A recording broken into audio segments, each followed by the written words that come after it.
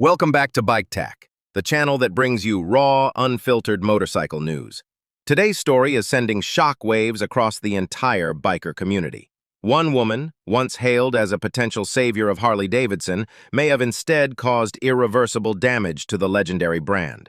From bold decisions to brutal backlash, here's how it all went down and why Harley's future may never recover.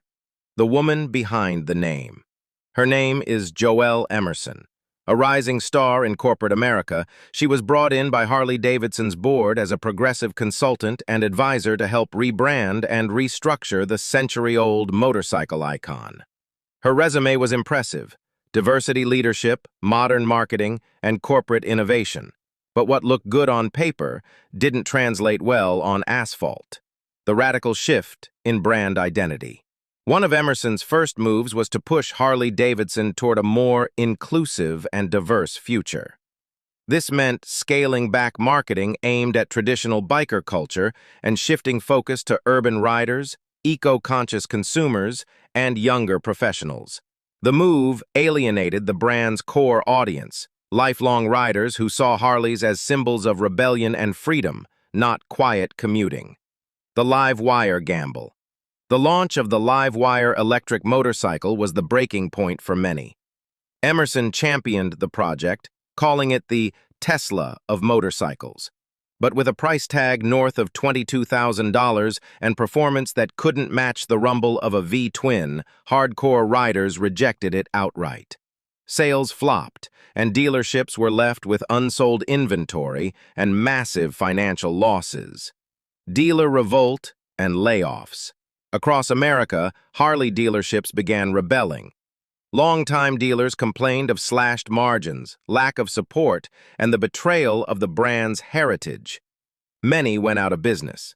Emerson's restructuring strategy also led to mass layoffs at plants in Wisconsin and Pennsylvania, sparking outrage in Harley's blue-collar workforce, once its strongest base of support. PR nightmares and public backlash. The backlash wasn't just internal. Harley-Davidson became a lightning rod in the media. Traditional riders accused the company of selling out to corporate trends. Biker rallies across the U.S. started flying "Boycott Harley" banners. Even major influencers in the motorcycle YouTube space, once loyal to the brand, turned their backs and spoke out openly against the leadership. Stock market slide and investor panic.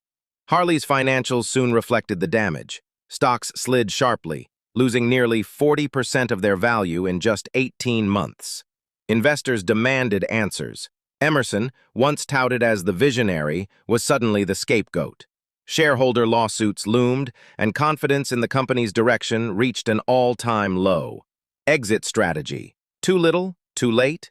In a closed-door meeting, Emerson stepped down. Official statements cited creative differences, but insiders confirmed she was forced out.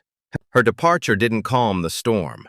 Harley's reputation had already been damaged beyond repair in many eyes.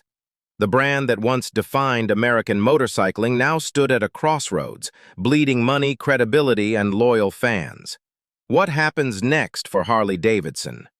Harley-Davidson is now stuck between two conflicting identities. Can it return to its roots and win back its legacy riders? Or is the future inevitably electric and corporate? What's clear is that one woman's vision tried to rewrite Harley's DNA, and it may have forever changed the brand's fate.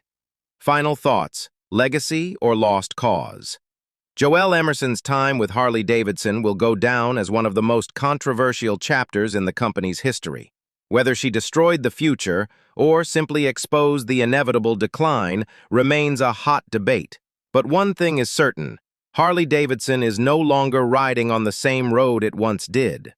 Subscribe to Bike Tach for more bold takes and in-depth motorcycle stories. Drop your thoughts in the comments. Has Harley lost its soul for good?